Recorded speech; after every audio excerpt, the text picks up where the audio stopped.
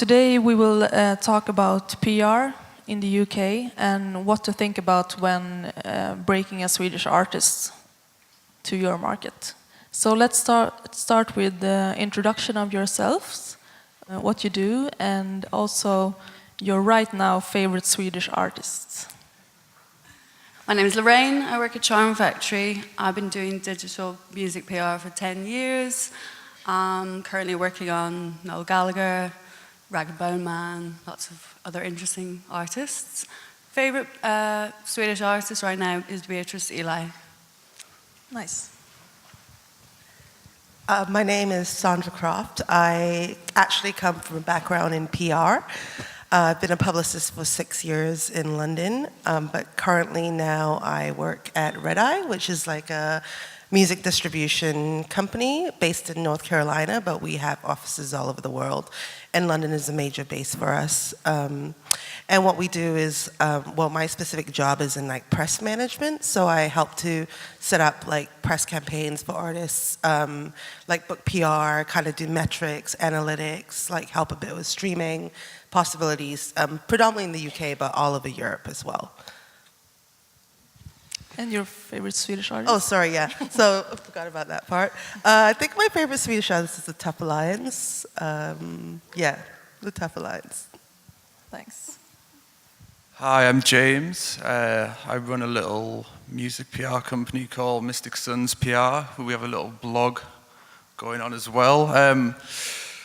Favorite Swedish artist, difficult because I didn't want to offend anyone in the room. I'm looking at a lot of familiar faces, artists and managers, so I might be really lame and just say ABBA. That's fine. We won't judge. Okay. That's good. Thanks. So let's start with the easiest question. Comparing to Sweden, the UK is a really big market in both population and in number of fans and number of artists. So how do you break through in the UK? This massive market. Yeah. Easy question then, yeah. Other than having amazing music, original content, being a standout band and timing things at the right time, it's quite a difficult thing to do, as Francine was touching on a minute ago.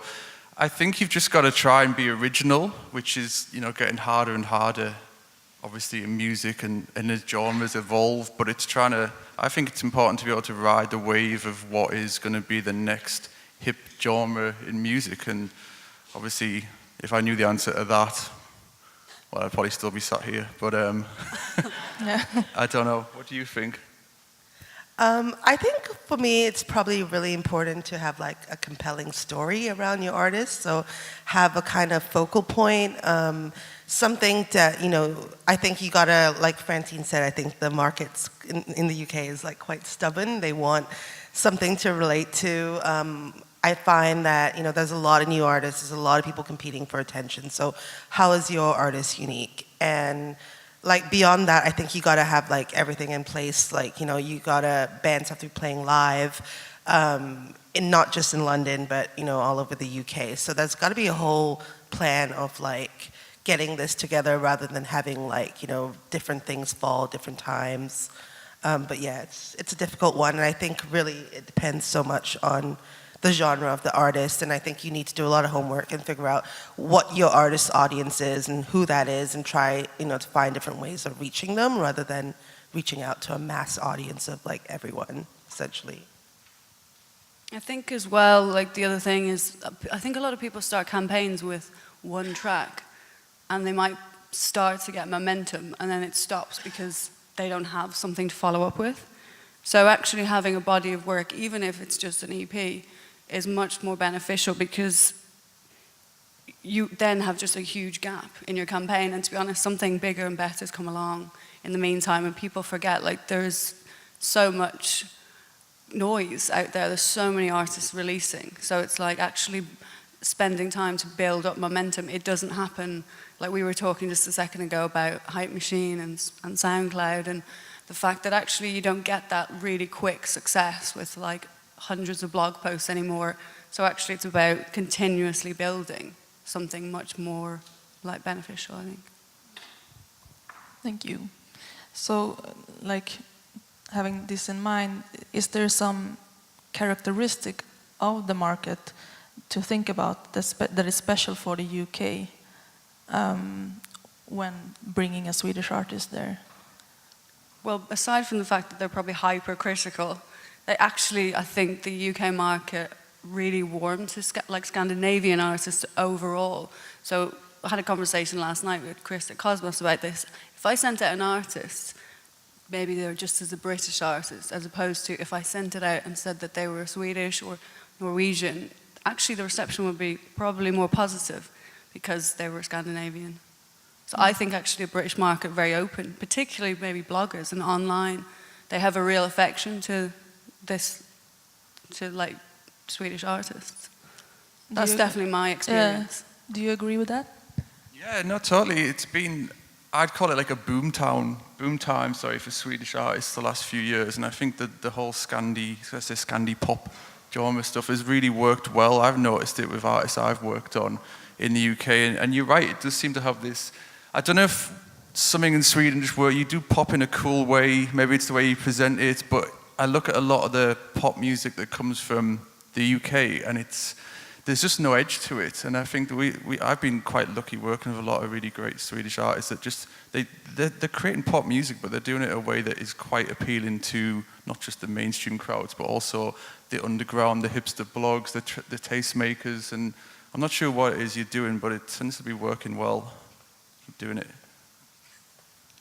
I think I would agree with that. I mean, yeah, there is definitely a market for Swedish artists in the UK. I don't know, I think maybe it's British people look at Sweden and the Nordics and see you as like somehow these like ethereal beings, and maybe the music is consumed in that spirit. But I mean, as a publicist, when I worked on Swedish bands, Norwegian, Danish bands, like definitely the response is like, that's almost the angle sometimes, and people are just interested. I think maybe it's possibly that it seems that Swedish artists don't like, the mystery is held more intact, like they don't give it away as easily, and like maybe new British bands want to tell you like everything about themselves like straight away. That could be it. It's elusive to me too, it's an elusive quality, but it's definitely a quality I think that's quite appealing in the UK. Okay. I was just going to add like the pros and cons of the UK market in terms of not just bringing in like, you know, importing Scandinavian music or Swedish music is that well, maybe not every country, but a lot of countries in the world are trying to export the music to the UK. So it's good and bad for us. I mean, it's quite good for us in a lot of sense. I've got like Australian artists that I've never met before, and I've worked with for like 3 years or something, and I've been just building them up in the UK market to get them to a stage where obviously it's a long flight and it's an expensive flight to come over and play in the UK, but it's more difficult probably than ever on that sense now, because everyone's trying to get on UK radio, everyone's trying to get on certain blogs, certain, you know, magazines in the UK. So it's about, going back to your first question, how can you stand out not just in Scandinavia, but in terms of what's coming in from the rest of the world? How can you be original to beat what's coming from North America or from Canada or whatever? Do you know what I mean? Yeah, it's a tricky one. Yeah. So you talked about Swedish artists is pretty good at the digital because we're used to having that in Sweden for a little bit longer. How does the UK market adapts to the digital era that is now? Because digital just outgrown physical sales, as I understood, and from a PR perspective, what's the pros and cons in that? I don't know. I think I agree with what Francine was saying earlier. Like, my parents have just started using Spotify as well. They're both in the 60s and they're from a town called Middlesbrough, which is quite narrow-minded, and introducing new technology takes a long time. But it is gradually started to have an effect where they're now both premium subscribers to Spotify. And I think it's been a slow process, and I don't know what figures it'd be if you looked at how many people in London pay for a streaming service, but I was talking to someone last night, we were having a chat about this, and I probably shouldn't say this, but I don't illegally download music anymore, and I don't really know many people that do illegally download music in torrents or albums, because it's so easily accessible on your phone now for everyone. So it's actually harder to download it than it is just to go on Spotify and stream something. And I think as this pendulum's swinging more in that direction, you know, the UK, but also the rest of the world, should be coming more to the digital age. Just a bit slower than in Scandinavia, I think. But so in your work, like, has it been a real change in how you work with your artists? Yeah, massively. Like, and this is the good and bad about Spotify. The good is that we release, like, not like we release, but we work on tracks that are getting released every single week of the year nearly. Whereas if I'd have said to someone back in 2014, we're going to release your album in February, and we're going to do another single in July, I'd have probably been, you know, hung out to dry, never got another job again. But now we're releasing music every week of the year, which is only good for artists, and especially new upcoming artists, to be able to just organize a release in 2 or 3 different territories in the space of a month on streaming platforms. That was really hard to do 3-4 years ago. So yeah, it's good on that sense. It's bad on the sense that, like I said back on the previous question, it's very oversaturated in the sense that everyone's trying to put new music online every single week. And I shudder to think how many new tracks go up on Spotify every Friday, but then how many of those tracks have got a PR that's trying to work it on, you know, there's only a certain number of blogs and platforms that you want to get exposure on. So I can only imagine how many emails that the bloggers and music journalists are getting on a weekly basis now. I'm sure it must be higher than ever. So yeah, I can't remember what the question was. Did I answer it? Yeah, definitely. And maybe you want to. Do you agree with what James is saying? Like, I think that particularly since New Music Friday came about, so probably in the last 2 years, so when everything went to global release day, that changed the dynamics of what an online PR person would do, like, completely. Because even, like, I'm still at the back of the room just now doing a mail out of an EP for one of my bands, because it's out today, and it's like, there's no, can we put it out on a Thursday, please? Because actually it's not really that convenient for me today. You just can't, and you're actually servicing multiple tracks, and you're actually competing against yourself because you're hitting the same people. But it also makes it a level playing field. So in that respect, that's great. And I think the lead time thing, you know, putting something out and then waiting 6-10 weeks for something to build, that day is gone. It builds from the moment the track's out, because actually what you want is for anybody to be able to access the song and be able to stream it, because there's nothing worse than when you hear something and then go and search for it and it's not there. And I think that's a positive thing. I think there are less blogs, there's more competition, and it means that you have to be a lot more creative about coverage, and also not necessarily just looking at music blogs, but actually how do you get to real people who do consume music, but they don't go and read Drown and Sound every Friday or whenever.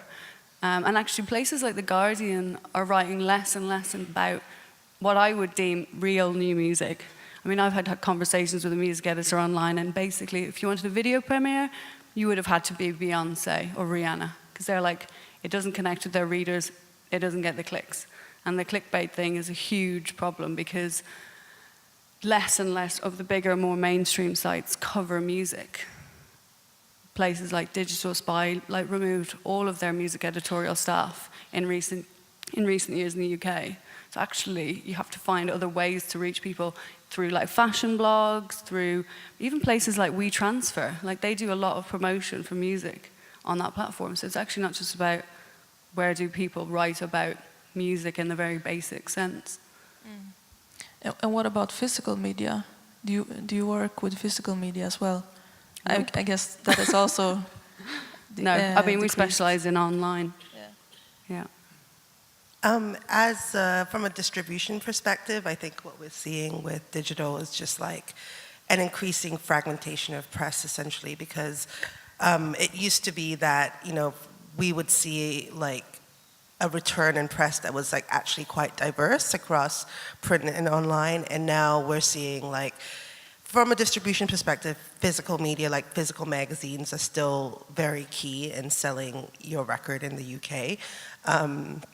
But what we're seeing is because across multiple genres, like, smaller sites that specialize and curate their content mean a lot more, like things like Resident Advisor or Fact or things like that. If your music falls in that genre and you get coverage there, it does help in a sense. But I think overall, like Lorraine said, basically space is generally declining. Like the Guardian premieres aren't there so much, it's a lot of, I think and the way that digital has worked with PR, I find that rather than like kind of being part of this process where you look on a blog and you discover new artists and you go and buy their records or go to the show, I feel a lot of online media is like basically there to drive streaming, essentially, to make you, hey, this song's out today, I'm gonna go on Spotify and stream it. And like from a distributor's perspective, that's kind of like what we're looking for in terms of like, we're like, okay, well, I can't say for sure if it's good or bad. Like personally, I don't think it's very good in terms of like being a music fan, but it's there and it's kind of like what we have to deal with, and that's just how like press is fragmented. So my biggest advice in that realm is kind of like to know your market really well, do a lot of research on who your target audience is, your fans, like, and I think, to switch the sides, digital can be really useful in that angle. If you have an artist or you're an artist manager and you're able to look at Spotify for artists, all that information is like readily available to you on that panels.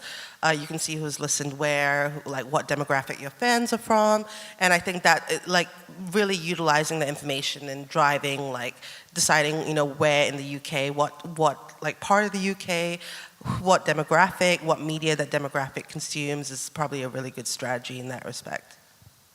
Yeah, the statistics must be a big pro in this situation, to be able to reach, to get more information also.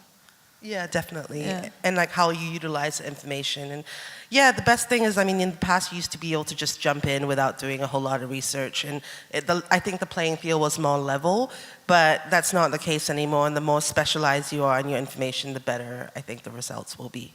Mm. So what media platforms do you think is most important right now in the UK? I'll let you feel that one first if you want to. It really depends, to be honest, because I don't think there is no holy grail, right? There's no, if you get this, you're like suddenly going to have a hit. I think it actually, and I don't think anything works alone. So realistically, yes, your starting point is often an online campaign, but if that's all you're doing, you're highly unlikely to actually make it. You need to like have a team in place that will probably grow, but I think online and probably radio to begin with. And you're talking about coming into market as well. I think going to the UK, and I'm not just talking about London, because actually going to smaller places, you're probably going to get a better reception because less people go there, and so they're actually quite grateful when you go. Whereas London, it's like when you try to get journalists to go to shows, it's like it's one of 1,000 shows they've probably been offered, and like genuinely, like there are so many gigs on. There's people are really like quite reticent to leave, to go out because they're just, they've got busy lives. But I mean, I think it depends on the genre. I think I agree with what you're saying. Actually, it is becoming more fragmented, and actually, you're probably better off concentrating on a niche to some extent than trying to scatterbomb, because getting coverage in 1,000,001 places isn't likely to happen because most music just fits into certain places. I don't think that the same of, I got an NME radar piece is suddenly going to change your entire career. I think it's a build. I think it's building a groundswell of coverage and actual real genuine supporters, which is why I was saying about not just putting out one track and videos as well. I mean, to be honest, unless you have an absolutely amazing video, they're quite problematic to actually get coverage for. So that idea of putting out a track and then a video, most bloggers are like, we've covered the song. Like, why would we cover the video? Like, why would we write again technically about the same track unless the video is so compelling? it's just if you look at the views on videos now, they're much lower than they used to be. And then Vivo's a whole other conversation, so.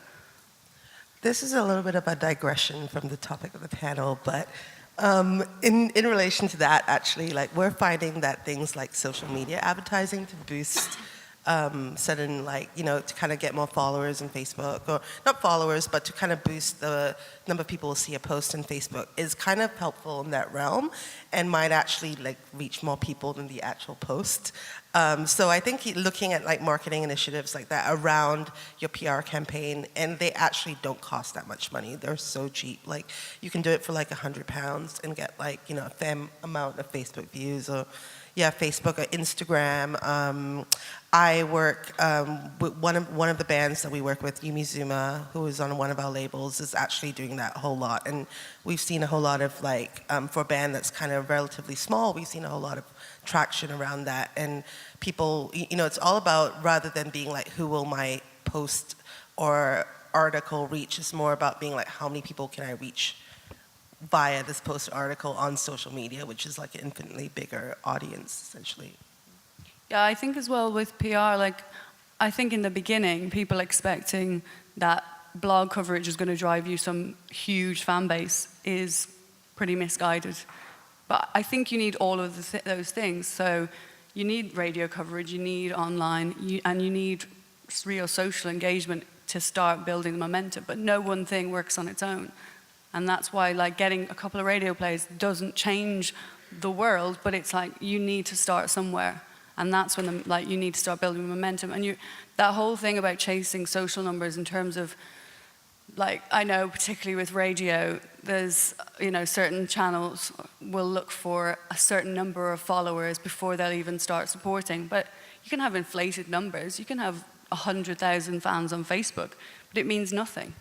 But if you genuinely had 5,000 fans who would actually go and buy a record or buy a ticket, they're much more effective. So I think that chasing numbers thing can be a bit dangerous, but I totally agree with you on the doing effective like campaigns around content, because I think people it's like making a TV ad and then not paying to actually put it on TV, to put the money behind actually promoting it. Because I think like expecting that making a video and then having a PR person to seed it out to blogs is going to drive like hundreds of thousands of streams. It's not, it doesn't equate. So you talked about a little bit about different, how to work in London versus in the rest of the country. And how do you see, how is the UK, different regions in the UK? Do you work specifically in different ways with different regions for artists? No, I just meant more like to actually physically go to the UK, and if you were to actually go to other regions, like Francine said, like going to places like, you know, Newcastle and Liverpool and Manchester, and even maybe more random places because they get even less. But I mean, for some campaigns I specialise, as in I focus on the UK, but for a lot of my artists I'm doing their international PR because it's the internet. Mm. So if I send you an email, you could be in New York, you could be in Australia, like you might be in Bristol. It doesn't really matter, and that's that's the great thing about online, is actually there are no borders, aside from maybe certain places like, you know, North Korea or wherever. They're definitely not reading music blogs. But do you know what I mean? It's like, I could talk to pigeons and planes, and actually that's one of the things that people should think, sort of to some extent, view online. Not so much about, well, that blog's in the UK, aside from a language barrier. So I will send music to French blogs or German blogs, obviously through English, and they'll write about them in their native language quite often. I've no idea sometimes whether it's actually positive or negative, but I like to think that actually if they're writing about it, most are doing it because they like the music. Mm. Although, yeah, those days of being a bit snide have gone, aside from places like Noisy, who love to... diss. I think I was just going to add, like, the thing with regional coverage in the UK, obviously, like, if you're going on tour to Scunthorpe or Middlesbrough, you might want to, you know, target press there, but I find that bands, and even if they want regional coverage, when you get it, they don't really care about being in the Scunthorpe Times or the Middlesbrough Gazette because it's not Consequence of Sound, it's not Stereogum, and although these are not regional blogs whatsoever, and I agree with Lorraine, I see online as online. Like, as much as I get told by a lot of American publicists to stop pitching these blogs because technically Consequence of Sound was born in Chicago, I think it was, it's still online coverage, you know, and at the end of the day, if it's just a track premiere or if it's the start of a campaign, I'm not sure how you can be too territorial on that front. And like I said back at the start, like, bands are more interested in having this international coverage a lot of the time than they are necessarily just a specific region in the UK covering them. Obviously, artist dependent on what's going on. If there's a really good local angle, then of course it's worth going for. But yeah, I don't know how much it really appeals to a lot of people on tour.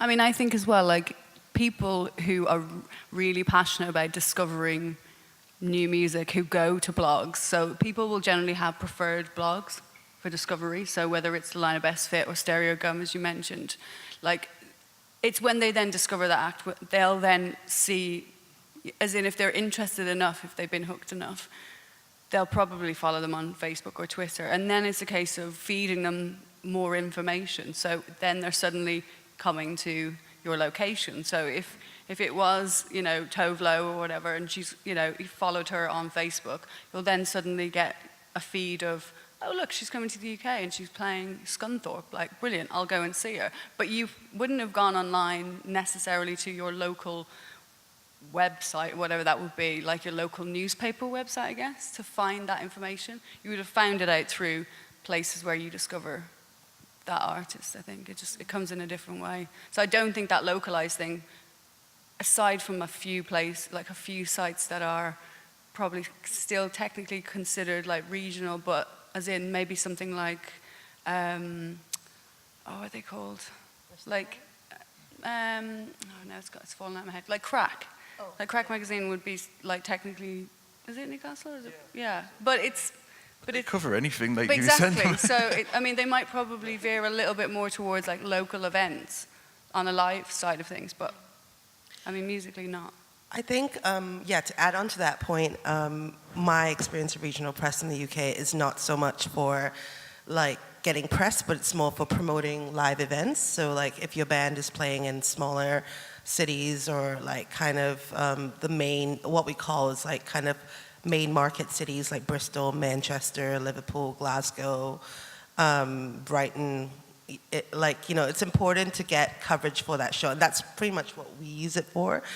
We don't really present regional press as like being like, hey, look, we got a thing in the Bristol Examiner. It's more like if a band is, like the reason we book regional press is like if a band has a run of shows, we want to promote those shows before the shows. So it's mostly for preview coverage, live coverage, and but I think while regional press, like James and Lorraine said, basically isn't like, the thing, like bands generally aren't excited about, it is important because getting out there for your band and artists and playing those shows is like, an inevitable part of building a strong fan base and building a fan base outside of London, and I think London audiences can be really fickle. They might support you and fill out a room on, on one stop of your tour, and then you come back 6 months or a year later and you're playing a much smaller venue. So I think it's really important to go out and play those regional shows, and people will come there, and I think you're much more likely to form an audience that will support you across multiple records and people who are passionate about music. And it's a really important part of breaking in the UK. I think focus on the London market would just be kind of short-sighted. I think just one other thing that came to mind about, and it's not necessarily about region or anything of that nature, but as an artist, so James and I particularly will obviously be PRing to people all the time and servicing music to them. But actually, as an artist, if you start getting coverage from these places, it's really important to engage with those journalists, bloggers, whatever. So if you get coverage from them, sharing it, liking it, communicating, so tweeting back to the person who did it, and actually building a genuine relationship between the artist and that blogger, person, whatever, journalist. And over the lifetime of your career, it'll actually be very beneficial because they're more likely to probably, on your next single, remember you and continue to support you, because everybody's got an ego. People love like an ego massage. So the more that you tell them you love their blog, it's way more genuine when it comes from the artist than from a PR's perspective. They're obviously going to be cynical in thinking, well, you're getting paid for this, you're just being nice to me for that reason. Whereas, you know, reciprocal kind of communication, I think, is really important. Because you'll, even if you move on from your PR person, you'll still have the relationship with the, as the artist, with that journalist. That's definitely, I've seen that with like Scandinavian artists I've worked with. Like, people are very passionate about them. And if you have that friendly relationship as an artist with a journalist, it really does help. I'm not suggesting constantly tweeting people or annoying them on email. That's very obviously irritating and would backfire again, like from our perspective. But a genuine relationship's really important, I think. Good advice. So let's talk a little bit more about good and bad practice. What is your best advice to Swedish artists if they do it by themselves, or if they hire you, but then you will do the job? But what if they do the PR campaign in-house in a label or as an artist? I just think it's so important. Do your research. I know it's a really, really obvious one, but don't be sending rock music to someone that writes about pop music. But it, happens all the time, and I think it happens sometimes in PR, and it's just deemed a bit of a lazy approach. And I think it can be easily avoided just by spending a few hours reading, especially online. There's no excuse for it really in this day and age, because everything's digital. You can see what people are doing. You don't need to pick up magazines. You can just go on blogs and find out what people like, find them on Twitter, follow them, see what they're writing about, and then if you're going to approach them about your band, to make sure it sort of ticks the genre box. If you're a brand new artist just starting out, I would definitely follow on from this advice and say, for a lot of online stuff, it's easy to contact info's there, but beyond a certain point, I would definitely advocate hiring a PR. I don't think you can do it yourself. It's probably good for your first single or the first part of your first single, pretty much. But yeah, I think hiring a PR is probably, with doing a lot of research and kind of speaking to the person, finding the person's right for you, is probably the best move, because they really have the ability to broaden your contacts and speak to people on your behalf and reach people that you couldn't really reach, especially in physical media in the UK. So yeah, that's pretty much my advice. And actually, from our perspective, we've actually worked with an artist called Shit Kid, who's on Punk Slime.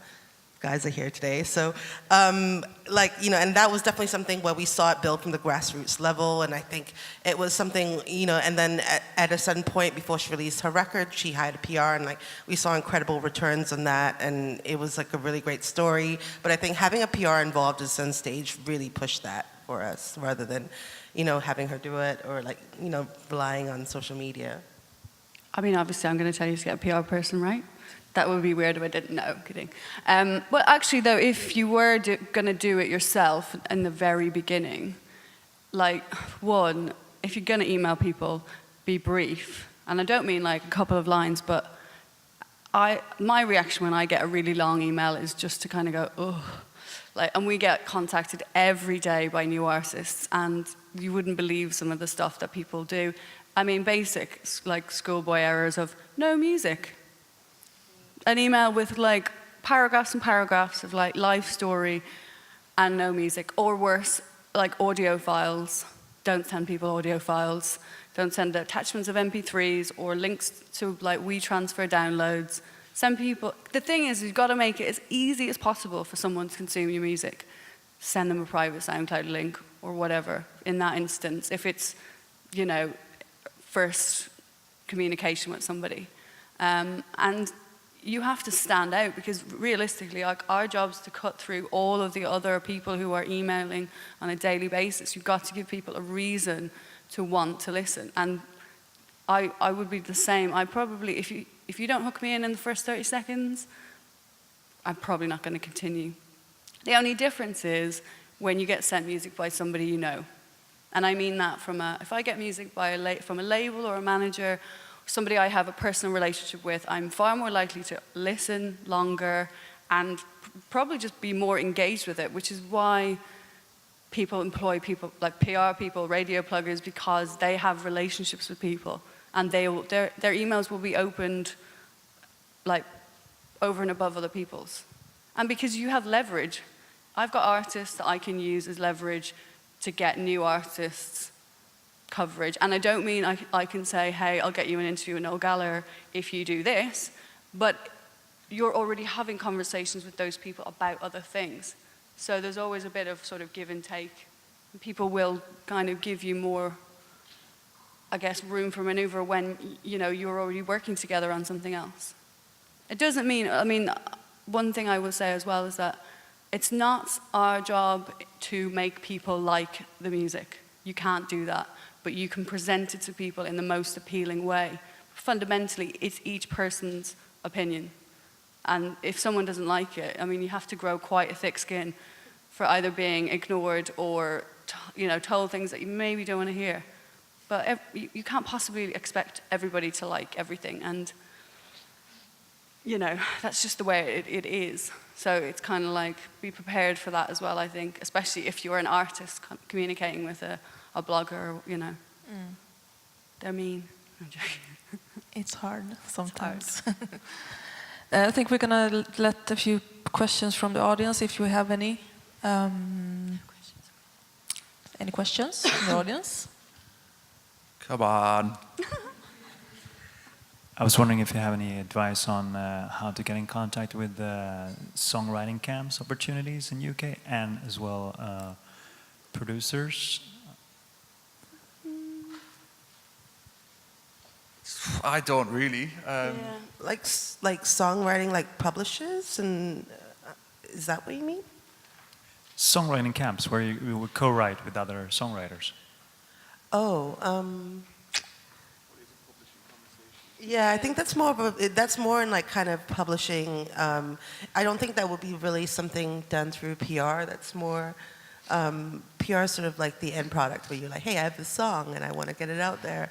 But I think it's probably. I mean, the one thing I will say, because I'm based at Tile Yard, which is a big community of well, there's a lot of recording studios, there's a lot of songwriters there. They have a networking event once a month, the last Thursday of every month. There's a lot of songwriters and producers there, but ordinarily as a PR person, like, you don't really have any interaction with the producer or the songwriting aspect of the campaign, because it's obviously already been and gone. That's the kind of, we're the next phase, I guess, post-hit writing. But there are networks. Yeah, but they're not really. I think maybe Francine can help you with some names also later if you catch her in the break or something. Okay. I mean, I do realize it's a bit off the topic, but since you're also sitting here as, I mean, you have a broad knowledge of music industry, that was coming from that. It was just. Yeah, I mean, the Tile Yard thing would be probably the main one that I would know, but predominantly we just don't really deal with producers and in that way. So don't really have contacts in the same way as.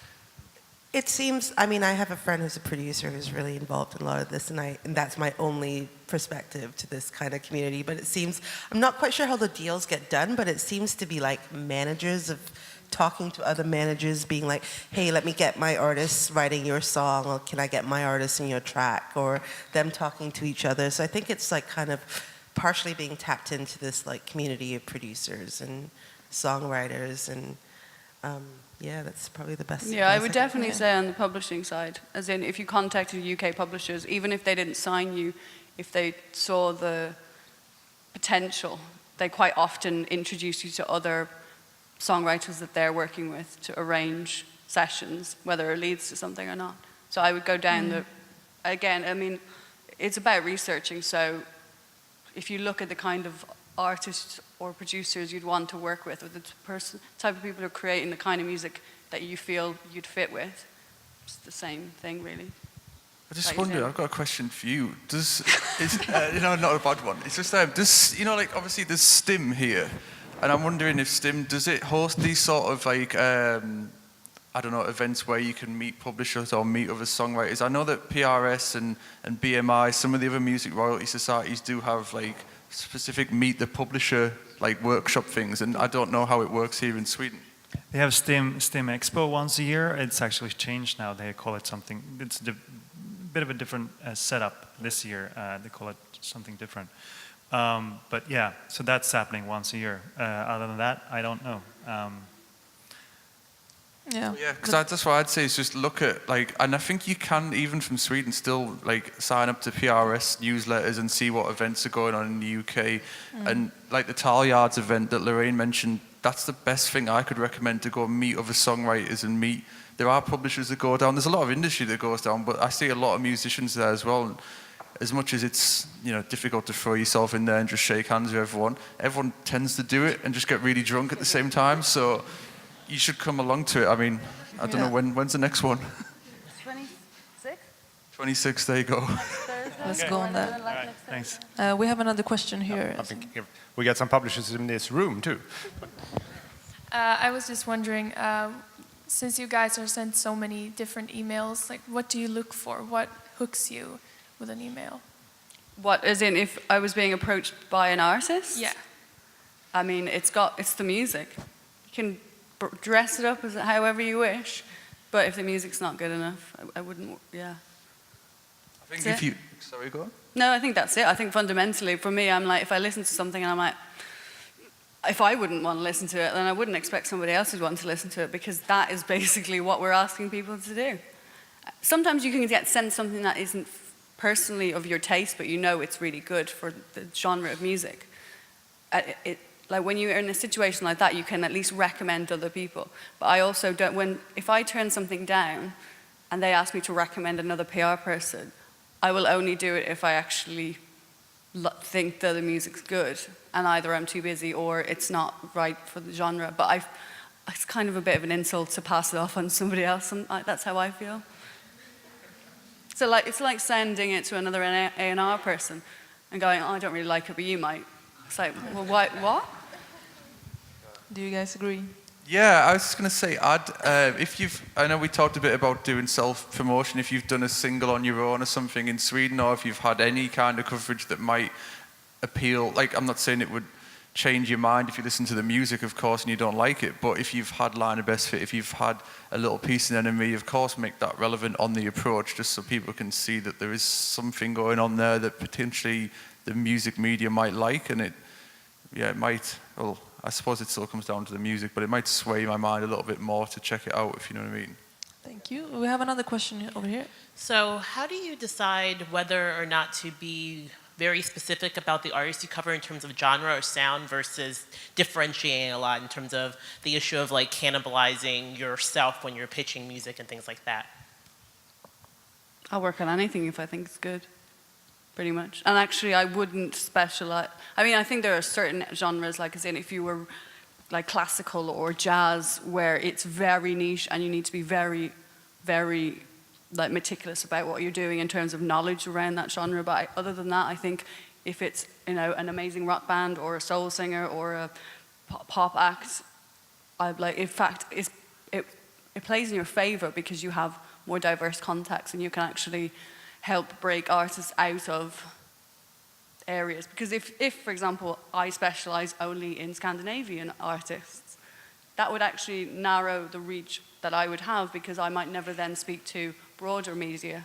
Because you all want to get to a higher place in terms of, you don't want to only ever be covered on blogs. You want to eventually get to mainstream media. But if you have a PR person who only really has contacts with blogs, but can never communicate with The Guardian or Noisy or whatever it might be, or something far more mainstream, the Mail Online, shudders, but anyway. But you need to have those broad contacts, because sometimes they're going to come in handy. Yeah. Sandra, what do you say? Do you agree?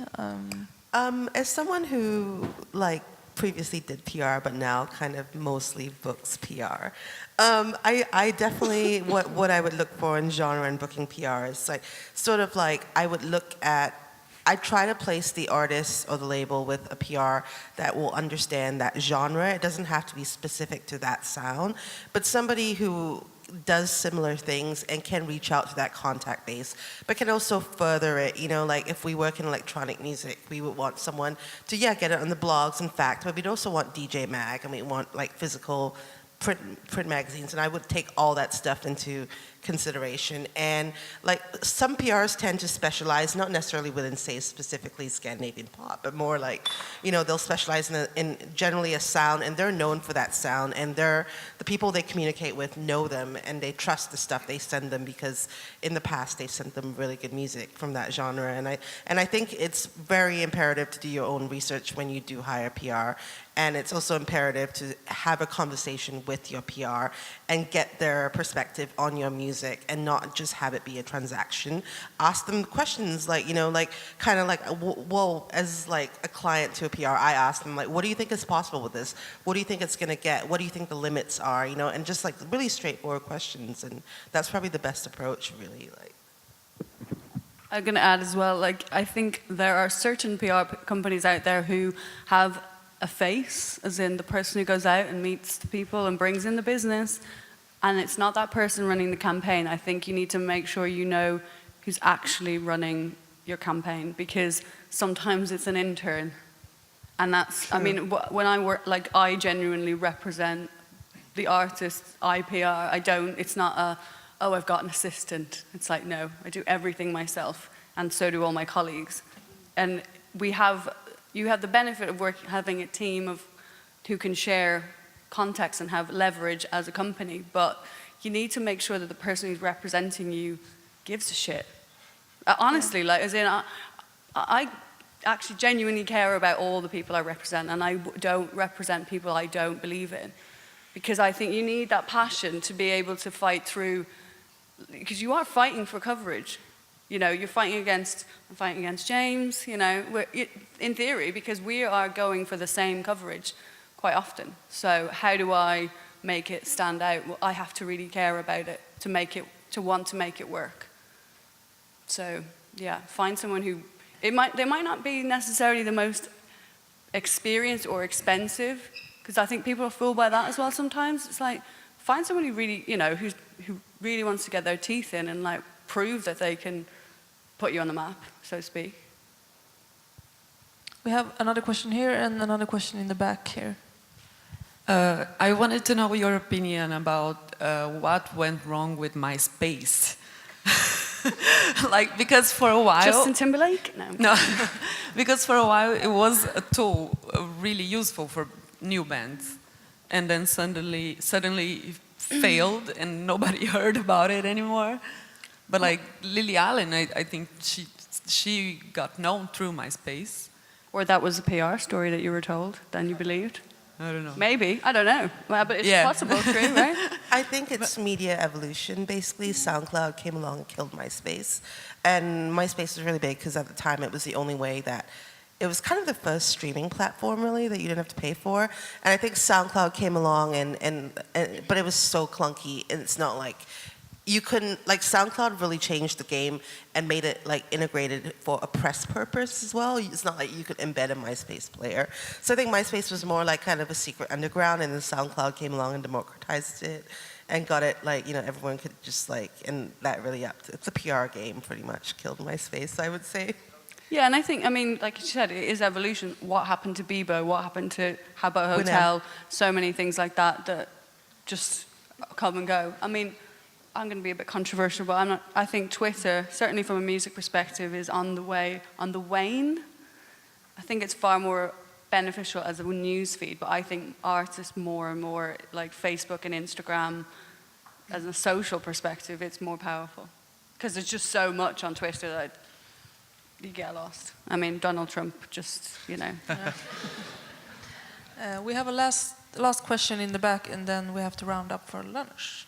So if you would sum up 3 points on what to consider when to find the correct UK promoter, in terms of budget, time frames, and preparations?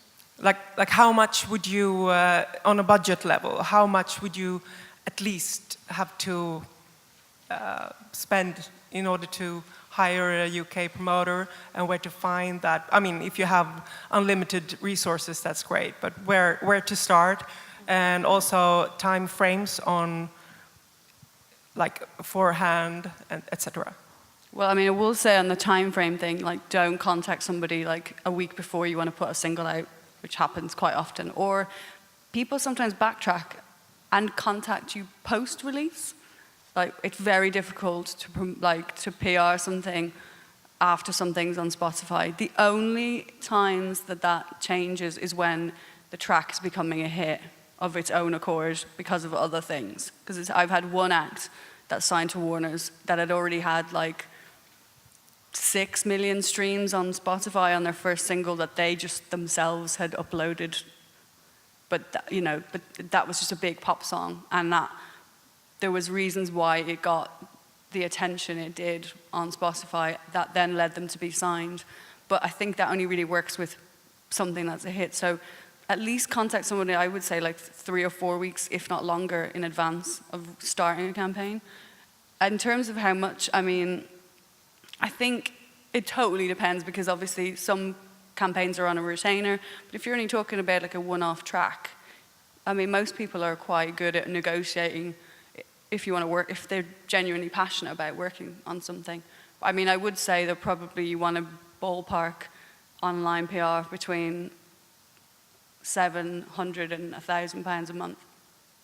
That's what I would say. I don't know what James would say. Yeah, I mean, it's in a timeline front, like I try to be 2-3 months ahead of myself, just because, I mean, it always happens with people, especially friends of labels or whatever, drop stuff on you and they've got 3 weeks to start working a track. It's never ideal when you're managing a roster of work. So I try and be a quarter of the year ahead of yourself, just to sort, especially if you don't know the PR, just to have the initial conversations and start planning it out.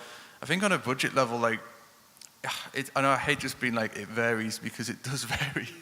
But the reason is because I always say, if you've just got a single, it all comes down to me. It's like, how many hours of work are we going to spend, or am I going to spend on it?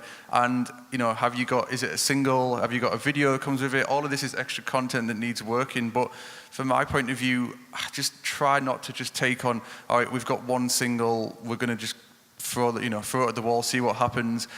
It's often not, there's no longevity to these campaigns, and I just don't always see the point of getting involved in them for just one single and thinking, oh, well, it might or might not happen. Because I don't know if that really does a great service to me as reputation, because if it doesn't happen on one track, I get judged badly. But really, what are we expecting to happen with one track going on Spotify and as, doing some blog work around it? Really, I'd be looking for you to have a 6 to 12 month plan of tracks, even if they're not all finished yet, but you're proposing something that you can see a growing project, and that would probably make me price it differently, in a sense that if I know that we're going to be doing it over a long space of time, it's not going to cost, I wouldn't want to charge you so much upfront straight away, in the sense that we'd want to grow it over a year, because and even a year's not a long time really. We want, especially if it's a new artist, you're looking at a couple of year plan, and what, starting at the end of that 2 years, where do we want to get to, what you're trying to achieve, working backwards along the way, and what's our first single and our first piece of content to work on that. Generally, I would start as early as possible, as that's the best advice I can give you, and it's I would say probably start at the release date and work backwards, and you want to start a minimum of 3 months in advance. And what that does is it gives your PR the best possibilities, or it opens you up to the best possibilities. It means you have a shot at print, which has notoriously long deadlines in the UK. We're talking minimum, very minimum 8 weeks, 8 to 12 weeks essentially. And when you start having that conversation early and speak to your PR, they're able to make a recommendation as what they think the best strategy would be, and everything falls into place. It's just that when you're rushing against the clock is when you really limit yourself. And I mean, in terms of price, a ballpark, I would say, it can be anywhere from $1,000 to online to we pay £1,500 for campaigns. But what's important is no matter what price you pay, you have a discussion with your PR in terms of what assets you have, what singles, videos, what you expect. And so you really have to make sure you're on the same page about, I think it's all about having that discussion and being clear from the outset. Thank you.